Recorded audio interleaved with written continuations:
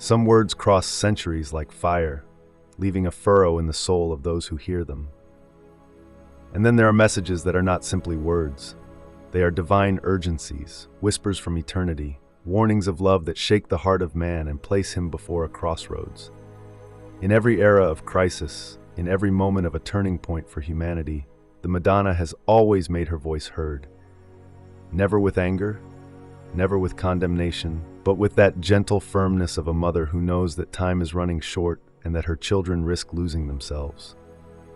Here we are today, right there, on the edge, on an invisible line that separates what has been from what is about to come.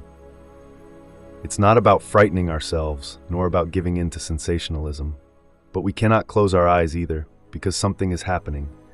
We feel it in the signs of the times. We see it in the instability of the world, in the values that collapse, in wars, in disasters, in the coldness that wraps around souls. And in the midst of all this, once again, Mary speaks. But this time she does so with a new force, a solemnity that cannot go unnoticed, a tone that suggests we have entered a decisive hour. This message is not like the others. There is a weight, a gravity, a clarity that makes us tremble inside. Yet that light that is typical of her words never fails. A light that consoles, that invites, that calls to hope. The Madonna does not come to announce the end, but to indicate the path of salvation, precisely when everything seems on the brink of the abyss. But what exactly does this warning contain? What are the words that the Virgin has chosen for us in this so critical moment? What is the destiny that awaits us? And what can we do to respond, to prepare ourselves, to not be caught unprepared? We will not say it immediately because it is not a message to be heard in haste, nor to be consumed like any news. It is a deep call which requires attention, silence, openness of heart. In this video, we will enter the heart of the most shocking message of recent times. But first of all, we must learn to listen, to understand the context, to read the signs, and only then will we be able to approach what could be the last great warning from heaven. A warning that does not leave indifferent.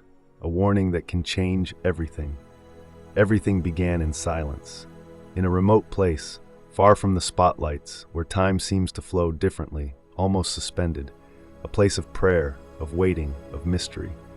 The air was dense, the sky heavy as before a storm, yet nothing seemed to foretell that something extraordinary was about to happen. Those present recount that that day there was a different atmosphere, a silence that spoke more than 1,000 words, as if creation held its breath. And then it happened. In an instant, the visible and invisible touched each other. The Madonna appeared, once again. But something had changed. It was not just an apparition like the others. Those who were there immediately perceived that it was a solemn, grave moment, charged with a spiritual force never experienced before. There was no panic, there was no terror, but an intense, deep awareness that something apocal was happening.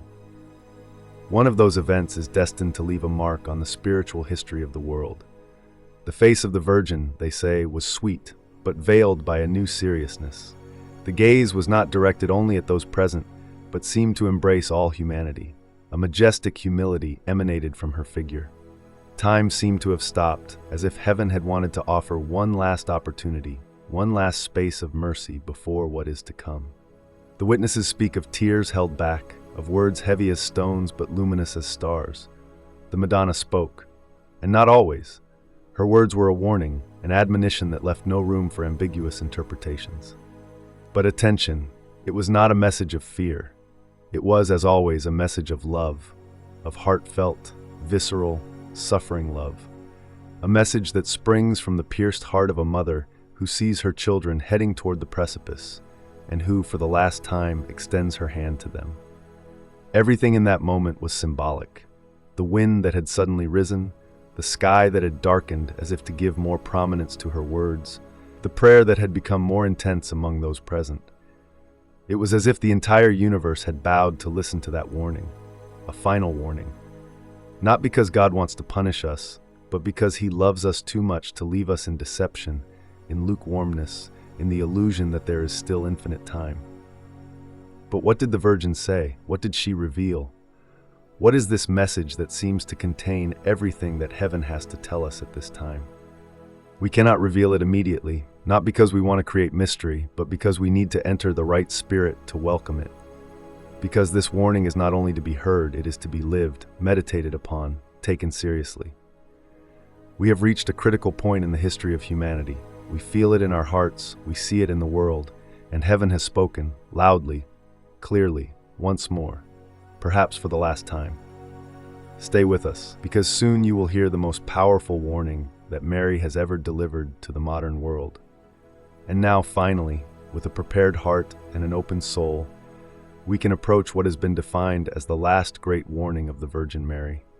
A message that is not only addressed to those who were present, but to each of us, wherever we are. It is a universal message that transcends borders, languages, religions, and generations. It is a cry of love, but also a serious, definitive warning. This is the message of the Virgin. My children, the time of mercy is coming to an end. I have called you for years, I have guided you, I have consoled you. But now heaven asks you for a choice. Evil has strengthened because many hearts have grown cold. Many have replaced God with themselves, with pride, with lies. I beg you, return to my Son. Do not wait any longer. I speak to you for the last time with this urgency. After this will come the time of justice. But whoever takes refuge in my immaculate heart will be protected. Whoever prays, fasts, confesses, and consecrates himself will have nothing to fear. Heaven does not abandon its faithful children. Strong words, definitive words. Not a simple invitation, but a prophetic declaration. The Madonna speaks to us of a time that is about to change, of a passage from what she calls the time of mercy to a time when divine justice will manifest itself. Not for revenge, but to restore truth, to save what can still be saved. The heart of the message is clear. We are given one last chance, one last open window to decide which side to be on. The Madonna does not mince words. She speaks of a confused, rebellious, lost humanity. But at the same time, she indicates a concrete way of salvation. Take refuge in her Immaculate Heart, pray with sincerity, return to the sacraments, live with authentic faith. Words are no longer enough. Vague intentions are no longer enough. Now is the time for choices. This message is destined to shake, but also to awaken. Let those who have ears to hear, hear, because after this warning, nothing will be the same as before. The Madonna loves us too much to remain silent. And today, with a solemn and maternal voice, she has left us the last call before the hour of truth. The Virgin in her message does not limit herself to warning us. Like every mother, she is not content to say what will happen, but also offers us a concrete way to prepare ourselves, to save ourselves, to remain in the light, even when everything around us becomes dark. Her advice is not new, but today it takes on a new force, a different urgency. It is simple but profound, and it requires decision, courage, and will. It is the bridge between danger and salvation. The first advice that Mary offers us is to return to daily prayer with the heart. It is not enough to mechanically recite words. We must enter into a living dialogue with God. Pray with sincerity, with hunger for truth. The Madonna insists, without prayer, the soul weakens, falls prey to temptations, gets lost. She asks us in particular to rediscover the power of the Rosary. Every Hail Mary is a blow dealt to evil. Every decade is a step toward heaven. She herself has said several times, with the Rosary you can stop wars, change the course of events. The second advice is fasting, especially on Wednesdays and Fridays. It is not only an external gesture, but a powerful act that purifies the heart, frees from slavery to the body, and strengthens the will. Fasting today is also a way to say no to consumerism, to superficiality, to the idolatry of well-being. It is a concrete form of penance, but also of solidarity with those who suffer. The Madonna has said that with fasting and prayer, even natural laws can be suspended. It is a very powerful spiritual tool, which we too often ignore. The third advice is to confess regularly, not once a year, but consistently, at least once a month. Because only through confession does the heart truly free itself from the weight of sin, from guilt, from shame, and return to breathe grace. The Madonna invites us to look within ourselves with sincerity, to no longer hide, and to ask for forgiveness with humility. And she reminds us that in the sacrament of reconciliation, a miracle happens. God renews us, heals us, and embraces us again. The fourth advice, fundamental, is to participate with fervor in Holy Mass and to receive the Eucharist with a prepared heart.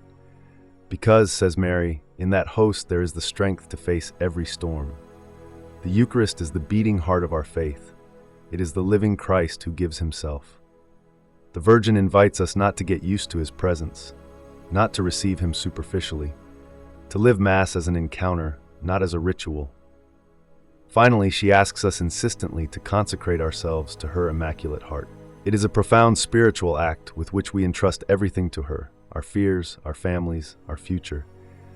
Whoever takes refuge in her heart will not be touched by evil because she protects, guides, and forms him.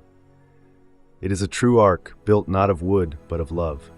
These are the Virgin's counsels. They are not burdens but wings. They are not obligations but gifts. They are tools to walk in the light in dark times. And today, more than ever, they must be taken seriously.